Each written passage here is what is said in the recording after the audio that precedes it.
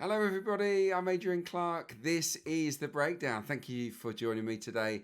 I'm here to analyse Arsenal's performance in their 4-0 win at Leeds United. A dominant display, a fantastic result, and obviously with Aston Villa losing and Man City drawing, the Gunners are now 6 points clear at the top of the Premier League table, which is very nice indeed. Look, January felt quite stressful, I think, to a lot of Gooners out there. It didn't all go to plan, that is for sure. But thanks to wins at Bournemouth, at Portsmouth, at Chelsea, at Inter Milan, and now Leeds United, it does mean that Arsenal won 5 away games in all competitions in a single month, for only the second time in the club's history. Amazing, really, isn't it? So, yeah, we probably shouldn't be getting quite as stressed out as we are at the moment. That's a terrific achievement. Right, let's get on with analysing this particular contest. And look, let's start with the team selection. It was a really bold one, I think, from the manager to go to leave Jesus and Ødegaard out and to go with Gyökeres and Havertz on the back of that Kairat Almaty performance. When they did combine really, really well, they caused a lot of chaos in that match. And I think it was the right selection here, even though Kai Havertz didn't particularly impact the game as such. I thought it was the right selection. He added a bit of muscle. He occupied defenders. We won a lot of second balls, and he was a good, strong physical presence before making way to Ødegaard, who came on with a point to prove and looked absolutely sparkling, I've got to say. This was a game where you had to earn the right, really. It was always going to be a physical battle. You had to sort of grind away at it and match Leeds physically, which I did think Arsenal did, and then hope that your individual quality would shine through. And look, it kind of did. We put a lot of pressure on Leeds in the first half, pinned them in, won about 1 million corners. Look, people moan about Arsenal scoring all the time from corners, but it's because they defend so deep, and Arsenal are on them, you know, minute after minute after minute, applying the pressure. And that's why we win so many corners. That's why we score so many. Let's have a look at the XG map from that first half, though. It's interesting because, as you can see, just the 0.26 XG, scored with both shots on target. Well, I suppose that the other shot that went in was the own goal. I don't know whether that counts the shot on target from Noni Madueke. So maybe it was sort of 3 shots, but it doesn't count on this Opta Analyst map. But look, limited leads to nothing, but we didn't actually create loads and loads ourselves in that first half, even though I thought it was a really good first half performance.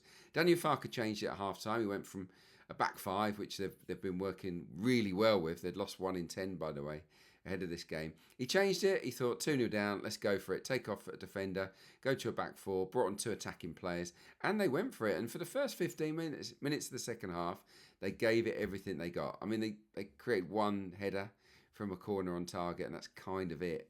But they did rock us onto our heels. They did change the dynamics of the game.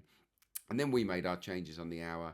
I thought, you know, Ødegaard and Martinelli coming on for Havertz and for Madueke was probably the right thing at the right time. And it changed the balance. The balance of the game swung in our favour. Leeds continued to go for it. And of course, they showed really why teams don't go for it against Arsenal, because we picked them off and we opened them up because they put bodies forward. We then created space in midfield. We popped the ball around and we created chances for fun. Here's the second half XG map from Opta Analyst, and as you can see, 2.13 XG, 12 shots in the second half, 6 on target. Still not a lot from Leeds United. And look, it's another game where Arsenal gave absolutely nothing to the opposition, which is fantastic. A big theme of this game is forward passes. You know, I was very critical of Arsenal against Manchester United. Too much caution. I think a lot of people were really. Too much safety first distribution. But this was much, much better.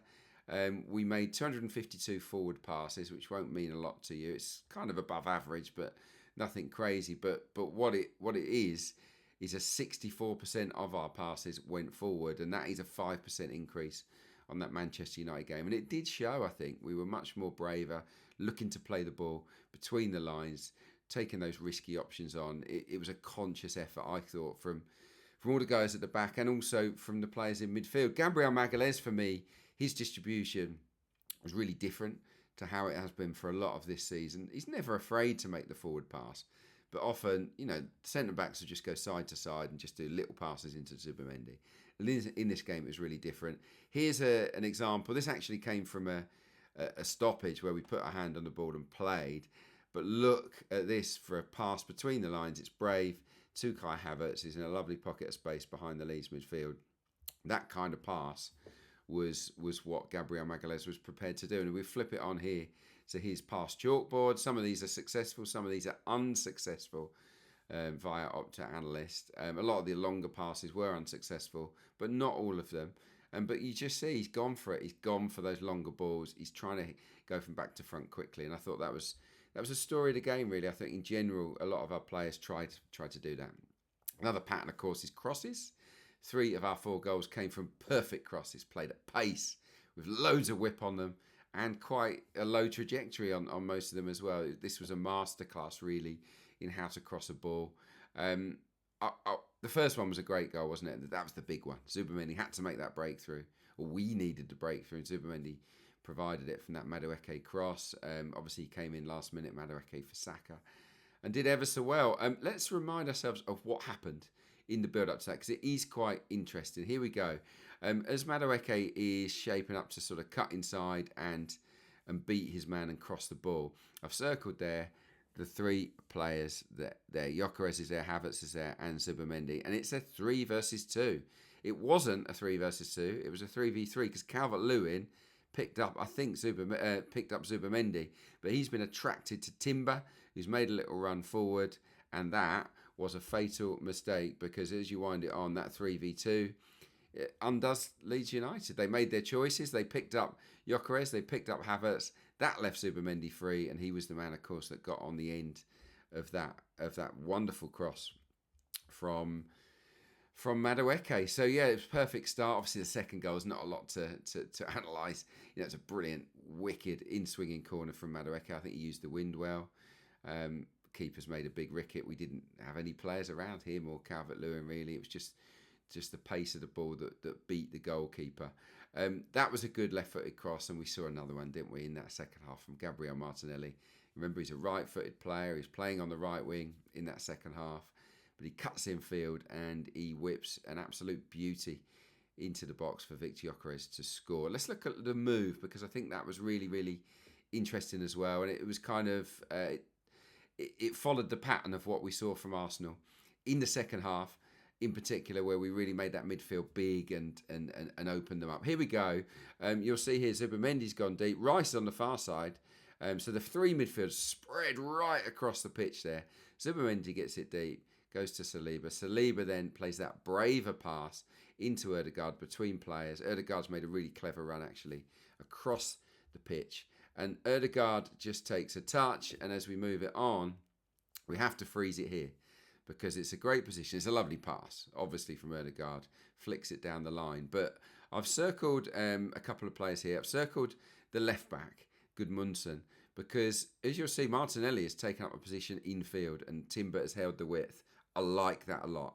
I really do. Because it's, look what does the fullback do? Now, the guy who was picking up Martinelli, because Ødegaard picks it up between the lines, he's drawn to the ball. He thinks, right, I'm leaving Martinelli. I'm going to go and win it off of Ødegaard. I'm going to block that pass. He's too late. And that 2v1 around Gudmundsson is a killer, because we slide Martinelli in. Now, if you also cast your eyes to the right of the screen there with Gyökeres, we talk a lot about him occupying centre halves. This is a great example. Plays building up down the right, but they're scared of him. The 2 centre halves are there with him. And Strauch, the nearest to the ball, is the one that has to come out and deal with Martinelli. He doesn't get there. He skips around him. He cuts inside, and then he produces this ball for Victor Gyökeres. And what strong centre-forward play it was. He was fouled in the process, but he gets in front of Bogle. And Gyökeres finishes off. It comes off his shin, but it's a really strong, it's a good centre-forwards finish from Victor Gyökeres, who I thought was excellent on the day. He did some really good, some good moments, some good hold-up play. Yeah, he was terrific. He really was. Gabriel Jesus also nearly scored from a great cross. You might remember that one. And it came from Jurriën Timber down the right-hand side. Let's have a quick look at that now. It came from another nice move. He joins in late, and that's a wicked ball in. And look, anywhere, either side of the goalkeeper. And I think that is absolutely in the back of the net. I mentioned Victor Gyökeres, And he was unlucky not to score. I mean, he probably should have scored, I guess, in the second half. There was a beautiful piece of play, wasn't there, where we went wide to Trossard. Trossard played a cracking pass, one touch round the corner for Victor Gyökeres. You can see it here. He's already on the move, and when Trossard makes that pass, he's already in the process of making the run. He gets in beyond his man, and then at the key moment where you think he could just bend it into the far corner like he did against Kai Almaty, the stride pattern lets him down, and he can't quite get in the position to take the shot. So that what he then has to do is knock it out of his feet again, slow himself down to then get a good contact on the shot, and that is enough for the defender to get back in and make the block. So that was a little bit unlucky from Victor Gyökeres. People will criticise him, of course they will, but I think that that wasn't a bad piece of play at all. That was good play from Trossard. I think our central midfield purred in the game. I really did. I think Havertz did initially a really good job. Not many touches, but he helped us win duels, helped us win second balls, and he added that physical presence. He played quite high, and it gave a little bit more room for Rice and Zubimendi to kind of go about their business. Then Ødegaard comes on and he gets a lot more of the ball, and he's here, there and everywhere. He plays all over midfield. Ødegaard made 19 accurate passes. Kai Havertz only made 4. So Ødegaard was on for a third of the game, Kai Havertz for 2/3. So that's a big difference. So I think Kai probably struggled to get up the intensity of the match. Ødegaard, with a point to prove, was really bright. Let's have a little look at one of his moments here. He gets it off the centre half, one touch, left-footed, out to Declan Rice, who stormed up the pitch. You might remember that particular move. He was absolutely terrific, Martin Ødegaard, in that second half, as was the whole midfield, who spread out. That was the key. They popped up all over the place, made the pitch feel massive to Leeds United, and it was a real problem for them. Here we see Zubimendi come in late to get the ball off the centre half. It's another forward pass from William Saliba, which that was welcome after the part he played in that mistake that we made against United. Goes into Zubimendi as we wind it on. Martinelli comes in off the left. Love that.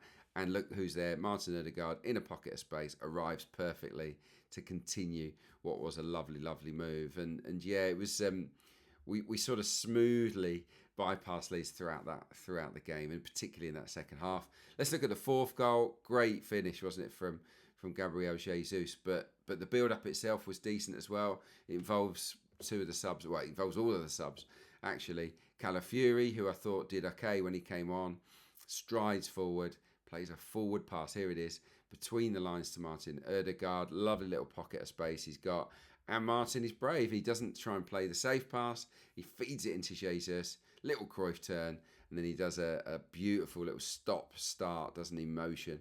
Gabriel Jesus. And yeah, it's a lovely little pass into the back of the net. Those of you that watched the game, and I'm sure most of you did, will notice that a load of our attacks throughout this game came down the right. I think it was almost 53% of our attacking raids came down that flank. Obviously, we put a lot of pressure on down that side. Few good moves I want to highlight here. Here's a lovely little piece of play between Rice and Zubimendi on the touchline, actually. Here's your two central midfielders in the first half. Rice gets it off the centre half. Little 1-2 with Zubimendi and pops it off to Jurriën Timber. Timber lets the ball run across his body. We win a foul. It's great play. If you remember the corner that we scored from, the Madueke corner, there was a lovely move in the build-up that created the space out wide that helped us win that corner. And this is important, I think, to highlight, because this shows the movement of Arsenal on the day, which was sharp. It was much better than it was against Manchester United. It also shows you how we can open up teams when we put Timber high. It's all about creating an overload. And how do we create an overload? We create overloads by moving into different positions at the right time. So here we go. I want to show you this. The ball's out wide on the right. We've got Zubimendi who makes a forward run. And you can see it's a 3v3. Madueke's marked, Zubimendi's marked, Timber's marked, but they're all heading in the right direction as Rice gets the ball. And then you see Saliba offering himself, supporting run from behind. He's saying, Declan, give it to me. And he does give him the ball. Now, what happens next? Let's flip it on. Well, one of the markers that was following our 3v3 comes out to mark Saliba because there's no one else. There's no one else there. So he gets drawn out. Timber pulls off his man. And look at the circle there. We've created a beautiful 3v2. Zubimendi's still marked. And the spare man now, because the left back has tucked in on Zubimendi, the spare man is now Madueke, and he goes on and wins that corner. So little example there of the movement or the movements that Arsenal do create that we probably take for granted a little bit. If I'm perfectly honest, we see it so often, we don't really appreciate it. But there you can just see the little intricacies of pulling defenders out of position to free up space for somebody else, and it worked really well there. We win the corner. We scored a goal, and at 2-0, the game is over. Right, let's end with some player ratings, shall we? All pretty positive this week. You won't be surprised to find out. David Raya didn't have much to do, but I'm absolutely giving him a 7. Just the one easy save, but he was a calming presence. He stayed calm and cool in, when Leeds did put any pressure on. Timber, I thought it was excellent. Got forward great. Created a lot of chaos down the right. Produced some good quality. Yeah, it's an 8 for him. Saliba's a 7. I thought he was good. His passing was nice. He joined in beautifully, as we just showed you there. Didn't have a lot of defending to do. Gabriel Magalhaes, for me, I think just about outshone him. He was terrific. I mean, he won 9 of 10 duels. He won 5 of 7 aerial duels. He made 10 clearances. All those forward passes as well. By the way, no one else made more than 4 clearances. So Gabriel Magalhaes is an 8 for me. He was terrific. Hincapié, I'm going to be harsh to him because he didn't play badly. But I still don't think he's hit top gear. So I'm going to go 6, which is okay. And I didn't think he was any better than okay in the game. He looked a little bit edgy at times, but he was fine. But I did think that Calafiori looked a bit more secure when he came on. So, yeah, a little bit of improvement, I think, to come from Hincapié. The 2 central midfielders, Zubimendi and Rice, 8 apiece. Excellent performances from them. Good drive from Rice. Lovely movement and popping the ball around from Zubimendi. Obviously got the goal as well. They absolutely deserve an 8. Madueke, I think, for his first half performance, absolutely gets an 8 as well. Just about probably shades it for main man for me because it was all about Madueke in that first half. Terrific performance from him. He came in at the last moment for Saka, and he delivered, didn't he? So well done to him. Kai Havertz, I'm only going to give him a 6 because he didn't really have many touches.